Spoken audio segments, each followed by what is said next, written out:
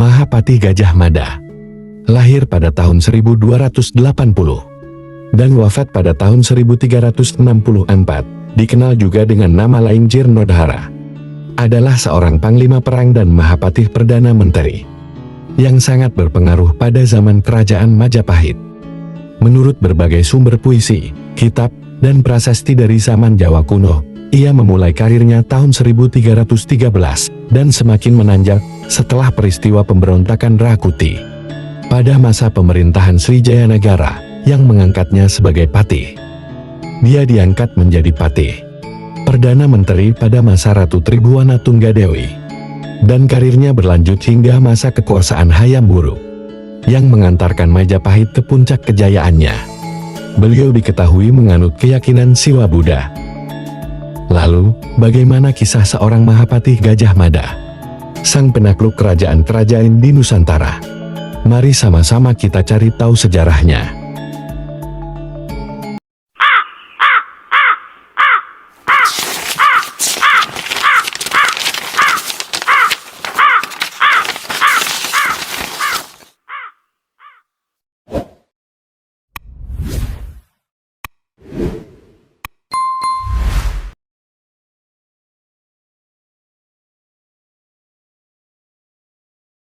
Gajah Mada terkenal dengan sumpahnya, yaitu Sumpah Palapa, yang tercatat di dalam Pararaton. Ia menyatakan tidak akan istirahat atau menikmati kesenangan sebelum berhasil menyatukan Nusantara. Meskipun ia adalah salah satu tokoh sentral saat itu, sangat sedikit catatan-catatan sejarah yang ditemukan mengenai dirinya. Wajah sesungguhnya dari tokoh Gajah Mada saat ini masih kontroversial. Banyak masyarakat Indonesia masa sekarang yang menganggapnya sebagai pahlawan dan simbol nasionalisme Indonesia dan persatuan Nusantara. Ketika pengangkatannya sebagai Patih Amangkubumi pada tahun 1258 Saka, 1334 Masehi, Gajah Mada mengucapkan Sumpah Palapa yang berisi bahwa ia tidak akan amukti palapa sebelum berhasil menaklukkan Nusantara, sebagaimana tercatat dalam kitab Pararaton, dalam teks Jawa Pertengahan yang berbunyi sebagai berikut. Sira Gajah Mada Patih Amangkubumi tan ayun amuktia palapa, Sira Gajah Mada, lamun huus kalah Nusantara isun amukti palapa, lamun kalah ring gurun, ring serang, Tanjung Pura, ring haru, ring pahan, dumpo, ring bali, Sunda, Palemban, Tumasik, samana isun amukti palapa. Akhirnya, Gajah Mada menjadi Patih Mangkubumi, tetapi tidak ingin amukti palapan. Gajah Mada bersumpah, jika sudah takluk Nusantara, maka aku amukti palapa. Jika sudah takluk Gurun, Seram, Tanjung Pura, Haru, Pahang, Dompo, Bali, Sunda, Palemban, Tumasik, barulah aku amukti palapa. Petrus Josephus Zoetmulder memaknai amukti palapa sebagai menikmati suatu keadaan di mana segalanya bisa diambil, atau secara sederhana menikmati kesenangan. Sedangkan menurut Slamet Muljana bermakna menikmati istirahat. Menurut sejarawan Slamet Muljana, dalam tafsir Sejarah Nagara Kertagama, Sumpah Gajah Mada itu menimbulkan kekemparan para petinggi kerajaan, seperti Ra Kembar, Ra Banyak, Jabung Tarewas, dan Lembu Peteng. Merespons dengan negatif. Tindakan mereka membuat Gajah Mada sangat marah karena ditertawakan. Hal ini diperkuat juga oleh Muhammad Yamin dalam Gajah Mada Pahlawan Pemersatu Nusantara. Gajah Mada pun meninggalkan Paseban dan terus pergi menghadap Batara Kahuripan, Tribhuwana Tunggadewi. Dia sangat berkecil hati karena dapat rintangan dari Kembar, walaupun Arya Tadah membantu sekuat tenaga. Arya Tadah memang pernah berjanji akan memberi bantuan dalam segala kesulitan kepada Gajah Mada. Namun, menurut Slamet Muljana, Arya Tadah sebenarnya juga ikut menertawakan program politik Gajah Mada itu, karena pada hakikatnya, Arya Tadah alias Empu Krewes tidak rela melihat Gajah Mada menjadi Patih Amangkubumi sebagai penggantinya. Pengepungan Sadan dan Keta di Jawa Timur terjadi pada tahun 1331.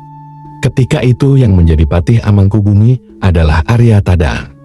Dia menjanjikan kepada Gajah Mada sepulang dari penaklukan Sadeng dia akan diangkat menjadi Patih Amangkubumi menggantikannya. Alangkah kecewanya Gajah Mada, karena kembar mendahuluinya mengepung Sadan. Untuk menghindari sengketa antara Gajah Mada dan kembar, Rani Tribuana Tunggadewi datang sendiri ke Sadeng membawa tentara Majapahit. Kemenangan atas Sadeng tercatat atas nama sang Rani sendiri. Semua peserta penaklukan Sadeng dinaikkan pangkatnya. Gajah Mada mendapat gelar Angabei, dan kembar dinaikkan sebagai bekel Araraman. Saat itu, Gajah Mada sendiri telah menjadi Patih Daha.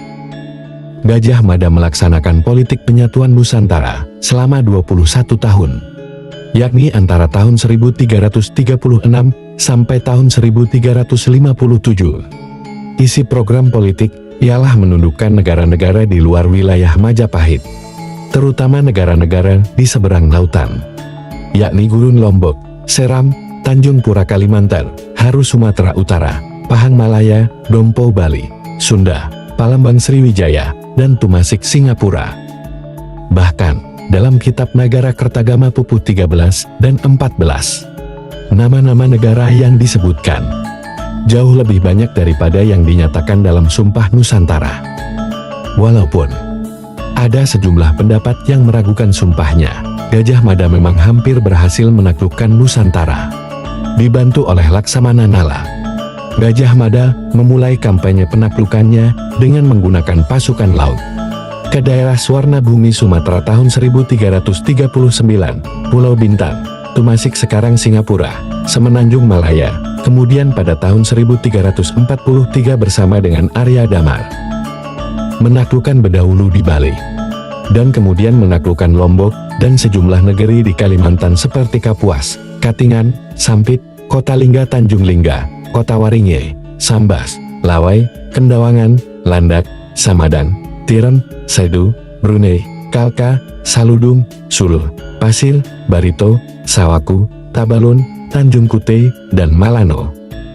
Pada zaman pemerintahan Prabu Hayam Wuruk, pada tahun 1350 sampai tahun 1389, yang menggantikan Tribuana Tunggadewi, Gajah Mada terus melakukan penaklukan ke wilayah timur sampai tahun 1357, seperti Logajah, Gurun, Sukun, Taliung, Sapi, Gunung Api, Seram, Hutan Kadali, Sasat, Bantayan, Luwu, Buton, Banggai, Kunir, Galian, Salayar, Sumba, Muar Saparua, Solor, Bima, Wandan Banda, Ambon Wanin, Serang, Timur, dan Dompo.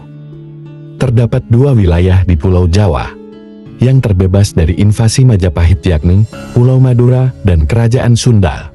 Karena kedua wilayah ini mempunyai keterkaitan erat dengan Nararya Sanggrama Wijaya, atau secara umum disebut dengan Raden Wijaya, pendiri Kerajaan Majapahit sekaligus raja pertama dari Kerajaan Majapahit. Dalam Kidung Sunda diceritakan bahwa Perang Bubat tahun 1357 bermula saat Prabu Hayam Wuruk mulai melakukan langkah-langkah diplomasi dengan hendak menikahi Dyah Pitaloka Citraresmi Putri Sunda sebagai permaisuri. Lamaran Prabu Hayam Wuruk diterima pihak Kerajaan Sunda, dan rombongan besar Kerajaan Sunda datang ke Majapahit untuk melangsungkan pernikahan agung itu. Gajah Mada yang menginginkan Sunda takluk memaksa menginginkan Dyah Pitaloka sebagai persembahan pengakuan kekuasaan Majapahit. Akibat penolakan pihak Sunda mengenai hal ini, terjadilah pertempuran tidak seimbang antara pasukan Majapahit dan rombongan Sunda di Bubat, yang saat itu menjadi tempat penginapan rombongan Sunda. Dyah Pitaloka bunuh diri setelah ayah dan seluruh rombongannya gugur dalam pertempuran. Akibat peristiwa itu, langkah-langkah diplomasi Hayam Wuruk gagal, dan Gajah Mada dinonaktifkan dari jabatannya karena dipandang lebih menginginkan pencapaiannya dengan jalan melakukan invasi militer. Padahal hal ini tidak boleh dilakukan. Dalam Nagara Kertagama diceritakan hal yang sedikit berbeda. Dikatakan bahwa Hayam Wuruk sangat menghargai Gajah Mada sebagai Mahamantri Agung yang wira, bijaksana, serta setia berbakti kepada negara. Sang Raja menganugerahkan Dukuh Mada Karipura yang berpemandangan indah di Tongas, Probolinggo, kepada Gajah Mada. Terdapat pendapat yang menyatakan bahwa pada tahun 1359, Gajah Mada diangkat kembali sebagai patih. Hanya saja, ia memerintah dari Madakaripura. Meski perannya di kerajaan Majapahit begitu melegenda, akhir riwayat Gajah Mada hingga kini masih belum jelas. Arkeolog Universitas Indonesia, Agus Aris Munandar dalam Gajah Mada Biografi Politik menulis, ada berbagai sumber yang mencoba menjelaskan akhir hidup Gajah Mada. Sobat Mi Historial, itulah kisah seorang Mahapatih Gajah Mada, sang penakluk Nusantara yang sampai saat ini namanya terus diabadikan. Terima kasih. Sampai jumpa. Jangan lupa tekan tombol suka dan subscribe.